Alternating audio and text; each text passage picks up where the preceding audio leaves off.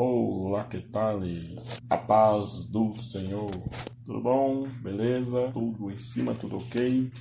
Eu quero trazer aqui uma palavra que traz como tema as 4 visões a respeito de nós. E o texto base no qual eu quero me encaixar, mas uma pausa, para poder dar aqui uma indicação de um livro.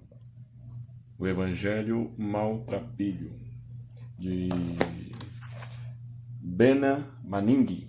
Eu acho que é assim que pronuncia, Bena Manning. Pois é, o Evangelho Maltrapilho, ele me chamou a atenção a princípio pelo nome. Mas logo depois eu comecei a achar ele muito interessante, porque o nome ele é muito curioso, O Evangelho Maltrapilho. E este livro, ele é direcionado àquelas pessoas que se sentem excluídas, aquelas pessoas que se sentem indignas do amor de Deus. Então esse livro ele é muito bom para você que está se sentindo desta forma. Mas ele também era daquelas pessoas, voltado para aquelas pessoas que também excluem, Porque muitas vezes nós deixamos o cristianismo e começamos a cair na religiosidade. Nós falamos muito de amor e deixamos de mostrar amor, de viver o amor. Porque o amor, se ele se basear apenas na palavra, ele acaba perdendo o seu significado. Mas se além da palavra ele vier acompanhado de atitude, nós começamos a entender o seu verdadeiro significado. Então leia o Evangelho Maltrapilho. Você que está se sentindo fraco espiritualmente, é um livro que Deus vai usar muito para falar com você. E o tema da mensagem de hoje é exatamente sobre um milagre registrado no livro de João, no capítulo 9, que é uma passagem que me chama muito a atenção e é uma das passagens que eu mais gosto, sabe? Porque fala de milagre? Sim, também, Eu estou à espera de um milagre há muitos anos, então quando eu vejo aquelas passagens na qual Deus toca nas pessoas, na qual Deus opera milagre na vida de alguém, eu logo fico me imaginando recebendo aquele milagre na minha vida. Então, esta passagem, ela me chama a atenção por causa do milagre também. Porém, tem algo muito além que me chama a atenção nessa passagem. Não é simplesmente o milagre, não é o único motivo, mas é o contexto daquele milagre, sabe? A circunstância, viram aquele milagre. Então, a atitude do cego a respeito daquele milagre, uma simples situação como aquela, apesar de que era um milagre, então o milagre não é simples, aquilo envolveu muitas pessoas, e eu quero um pouco falar sobre isso, sobre as 4 visões a respeito daquele milagre. Então, a primeira visão, eu vou aqui ler o texto primeiro para depois entrar em detalhes. Eu quero ler apenas 2 versículos, porque são 41 versículos, que contam essa história. Então eu quero ler apenas 2 e comentar sobre os demais, que está lá no livro de João, capítulo 9, versículo 6 e no versículo 7, que diz assim, versículo 6: Tendo dito isto, cuspiu na terra e com a saliva fez lodo, e untou com lodo os olhos do cego. Versículo 7. E disse-lhe: Vai, lava-te no tanque de Siloé, que significa o enviado. Foi, pois, lavou-se e voltou vendo. Nessa história, nós vemos 4 reações diferentes a respeito desse milagre. Sabe? 4 reações diferentes. Tinha, primeiro, a reação dos vizinhos, que eram céticos, pessoas que estavam ali como plateia para ver o que acontecia, o que estava acontecendo, pessoas apenas curiosas. Tinha a reação dos fariseus, que eram incrédulas, e incrédulo não importa o quanto de evidências tem, eles continuam não acreditando.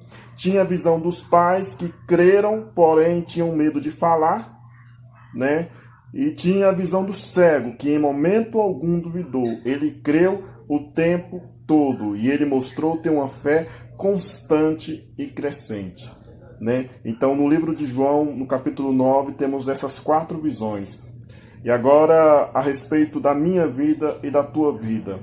Existem pessoas que vão ser céticas a respeito da nossa vida. Elas vão estar ali apenas para observar o que está acontecendo.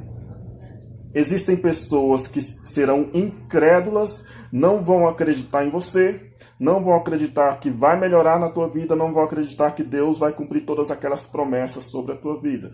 Essa é a visão das pessoas incrédulas. Elas vão estar o tempo todo duvidando. E se você não vigiar e não tomar cuidado, esta dúvida vai entrar no teu coração e vai fazer você também duvidar.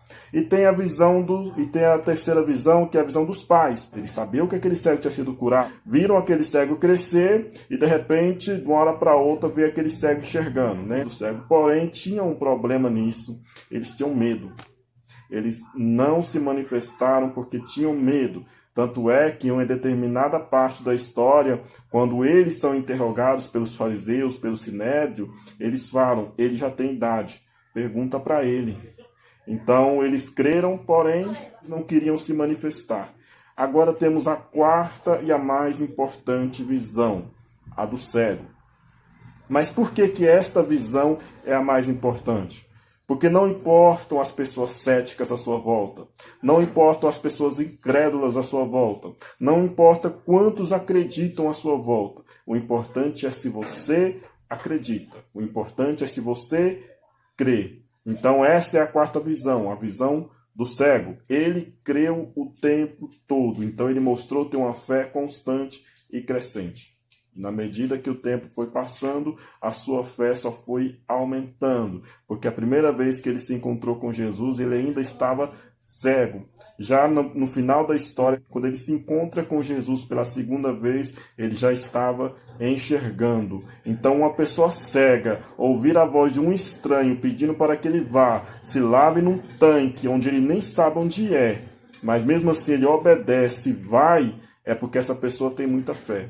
Então não importa a sua volta, não importa quantos acreditam, não importa quantos duvidam, não importa quantos estão ali apenas para serem plateia. O importante é você. Você acredita, se você confia, se você crê, e é isso que mais importa. Não deixe a sua volta te influenciar. Uma crença comum na cultura judaica era de que a enfermidade eram resultados de pecado, de consequência de alguma coisa. Tanto é que no começo dessa história, no livro de João, no capítulo 9, você vai ver no versículo 2 e no versículo 3, os discípulos de Jesus perguntando para Jesus, olhando para aquele cego, perguntaram para Jesus quem havia pecado, se era o cego ou se eram os pais daquele cego para que ele nascesse cego. Ou seja, quem perguntou isso não foram as pessoas do mundo, não foram pessoas ateus, não, foram os próprios discípulos de Jesus. Então, no versículo 3, Jesus olha para eles e diz, nem ele pecou e nem os seus pais, mas foi necessário para que se manifestasse nele as obras de Deus. E Jesus usou o sofrimento daquele homem para dar esse ensinamento para os seus discípulos, para dar esse ensinamento para mim e para você. Porque quem é que nunca se questionou sobre alguma enfermidade, sobre algo ruim que está acontecendo na sua vida, perguntar o que eu fiz para merecer? Por que eu, Deus? Por que comigo? Nós seres humanos, nós já nos fizemos esses questionamentos várias e várias vezes. Só que ao invés de nós nos questionarmos sobre o porquê, nós deveríamos pedir graça a Deus, pedir força a Deus para que Ele pudesse nos dar para suportar todas as adversidades da vida. Porque é muito ruim passar por situações difíceis, mas é muito bom quando vemos o poder de Deus e a glória de Deus se manifestar através da nossa vida. Aquele cego, com certeza, ele não gostava de ser cego. Ele não gostava de estar naquela situação. Mas quando Jesus se encontrou com ele, curou ele, e ele foi instrumento para que a glória de Deus se manifestasse na vida dele, ele começou a se sentir privilegiado por estar naquela situação. Mas valeu a pena passar por tudo aquilo, porque através daquilo a glória de Deus se manifestou na vida dele. Porque se Deus tirasse o nosso sofrimento todas as vezes que nós pedíssemos, nós estaríamos servindo a Ele por conveniência ou por comodidade, sabe? Apenas por interesse e não por amor e devoção. Então, todo o sofrimento que nós passamos nessa vida, ela será recompensada, e muitas vezes a recompensa não vai vir nessa vida, vai vir na vida que está além desta vida. Então toda a nossa vida nós temos que usar cada oportunidade para poder glorificar a Deus. Aquele cego, ele não creu em Deus depois que recebeu o milagre. Ele já creu em Deus antes de receber o milagre. Enquanto os fariseus conduziam as investigações e debatiam a respeito de Jesus, o povo continuava sendo curado e a obra continuava sendo feita, vidas continuavam sendo transformadas. Porque o cetismo dos fariseus não baseava apenas em falta de evidências ou de provas de que Jesus era o Messias. Eles tinham ciúmes pela popularidade de Jesus, porque Jesus ele estava crescendo no meio do povo, o nome dele estava sendo proclamado, né? Então os fariseus eles queriam ter o controle da situação. Então o que o inimigo quer na nossa vida é ter o controle da situação. Então ele só vai ter o controle se nós ficarmos oprimidos. Então quanto mais o povo ficava oprimido, mais os fariseus tinham controle sobre a vida deles. Então Jesus ele veio para tirar o povo daquela opressão, para libertar o povo daquela opressão. Então isso causava um desconforto nos fariseus, porque quanto mais o povo era liberto, quanto mais o povo conhecia a palavra de Deus, menos controle os fariseus tinham sobre eles. Quanto mais eu conhecer a palavra de Deus, menos o inimigo vai ter controle sobre a minha vida. Esse milagre aconteceu no sábado. E o sábado era um dia reservado para o descanso semanal. Era um dia sagrado para os israelitas, né, para os judeus. Mas os fariseus tinham feito ali uma longa lista de coisas que podiam e de coisas que não podiam fazer no sábado. Então, fazer lodo e colocar no olho daquele cego e curar ele no sábado era considerado trabalho. Então, se era trabalho, então eles não podiam aceitar. Conjecturando talvez Jesus tenha feito propositalmente aquele lodo e curado aquele cego num sábado, a fim de enfatizar a respeito do sábado, né? Porque muitas vezes nós usamos as leis de Deus e queremos interpretar ela à nossa maneira. Então é correto curar as necessidades dos outros, mesmo que isso exija um esforço nosso no dia do nosso descanso. Então talvez fosse isso que Jesus quisesse ensinar para eles. Sábado não é dia de fazer nada, né? Sábado era o dia do Senhor. Mas será que se você vê uma pessoa passando dificuldade, uma pessoa precisando de ajuda, você não vai fazer porque é sábado? Em outras palavras, trazendo para o mundo mais realista, tirando um pouco do mundo espiritual e trazendo mais para o nosso mundo carnal, será que, se você vê uma pessoa passando por dificuldade, você estiver pronto para descansar, você abriria mão do seu descanso para ajudar? Naquele momento, esse homem que havia sido curado, ele ouviu as mesmas questões várias vezes, ele foi interrogado várias vezes, porque se você conta uma versão agora e na segunda vez você conta outra versão, a tua primeira versão é dada como mentirosa. Então, se você fica caindo em contradição, você vai ser visto como mentiroso. Então, aquele homem ele foi interrogado várias vezes na intenção de ser pegado em contradição. Porém, ele sempre repetia a mesma coisa, porque ele estava convicto de que ele recebeu o milagre. Então, nada poderia fazer ele perder aquela certeza. Ele não sabia como ou por que tinha sido curado, mas ele tinha certeza que a sua vida foi milagrosamente transformada. E ele não tinha medo de dizer a verdade. Ele foi curado, sua vida foi transformada e ele era convicto, ele falava, ele não tinha medo. Diferente da terceira visão que nós falamos aqui, sobre a visão dos pais. Os pais sabiam do milagre, sabiam que era verdade, porém tinha medo da retaliação que viria dos fariseus se eles falassem. Já aquele cego, ele não teve medo, ele falava, ele era convicto do milagre que ele tinha recebido.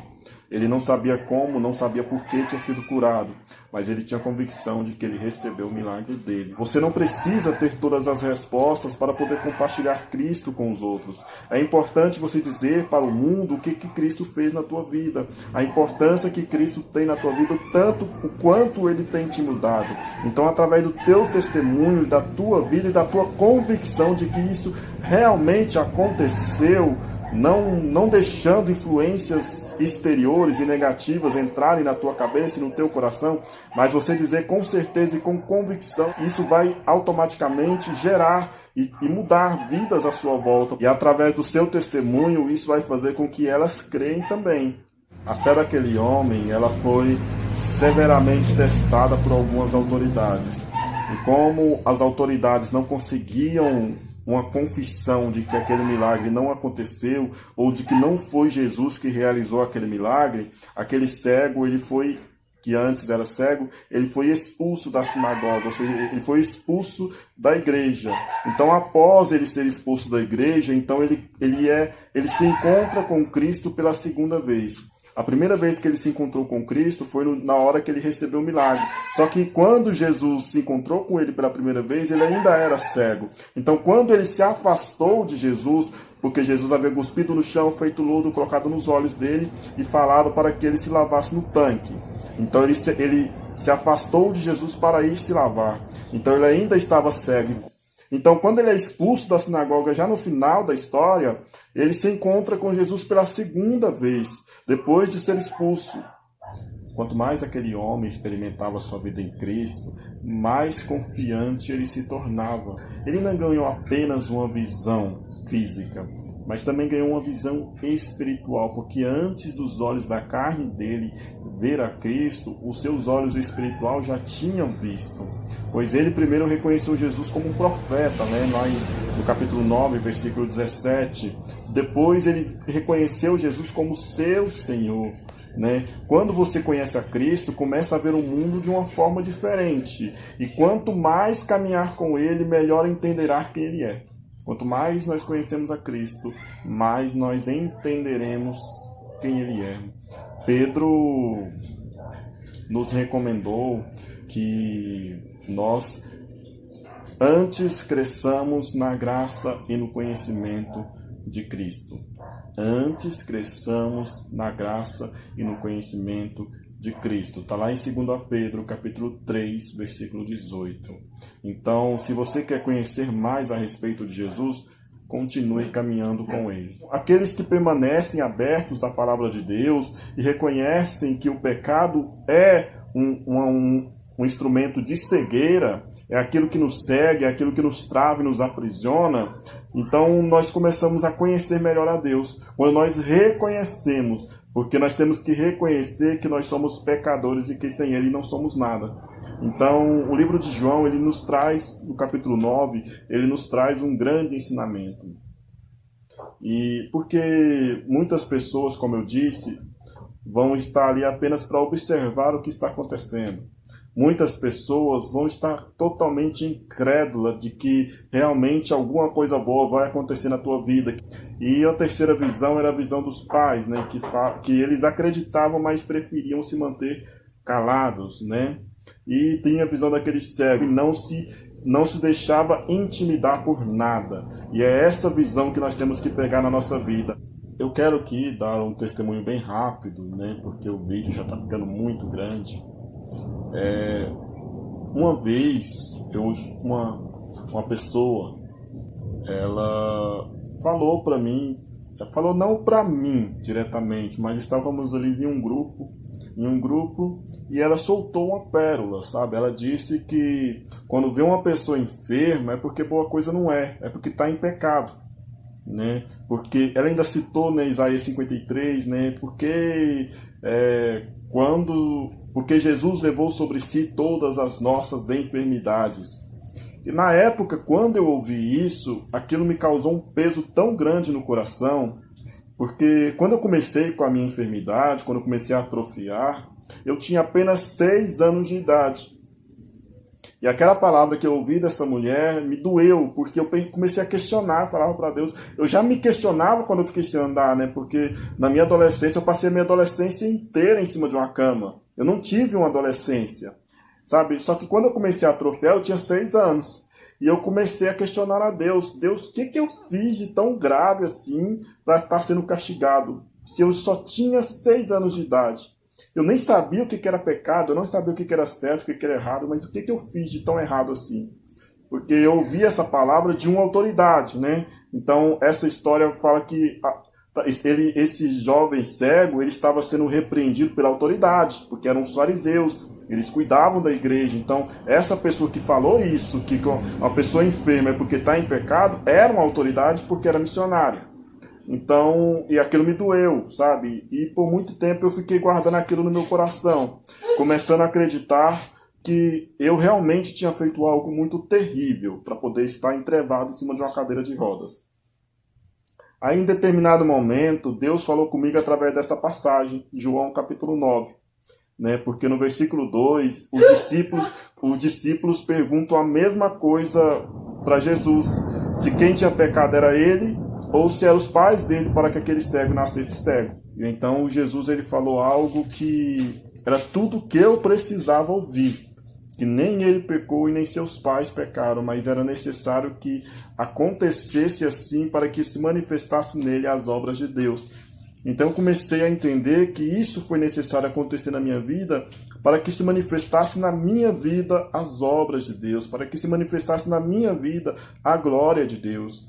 E por isso que a Bíblia fala que nós devemos analisar as Escrituras, porque muitas vezes nós vamos ouvir coisas que não são de Deus. E como nós não conhecemos a palavra de Deus, nós acabamos tomando posse e guardamos aquilo no nosso coração e aquilo nos gera frustração. Então, depois que eu recebi essa palavra, eu comecei a me libertar daquela palavra negativa que eu tinha ouvido, de que se uma pessoa está enferma é porque está em pecado. Então, Deus, ele mudou a minha vida e continua mudando, sabe? Tem muita coisa para mudar ainda, mas hoje eu tenho uma visão diferente da que eu tinha anos atrás, porque conhecer a Cristo, ele automaticamente nos dá uma nova visão sobre a vida. Então, se você ainda não conhece a Cristo, busque conhecer. E eu estou falando isso não é só para quem está fora da igreja, não, para quem está dentro da igreja também. Porque muitas pessoas estão dentro da igreja e ainda não conhecem a Cristo. Então, aquele cego, ele perguntou para Jesus quem é o Filho de Deus para que eu creia. E quando Jesus falou, ele não duvidou e creu. E é isso que Deus tem para mim e para a tua vida. Quando ele falar, você crê. Não duvide no teu coração. E é isso. Curta, comenta, compartilhe e que Deus abençoe a tua vida poderosamente. Fui.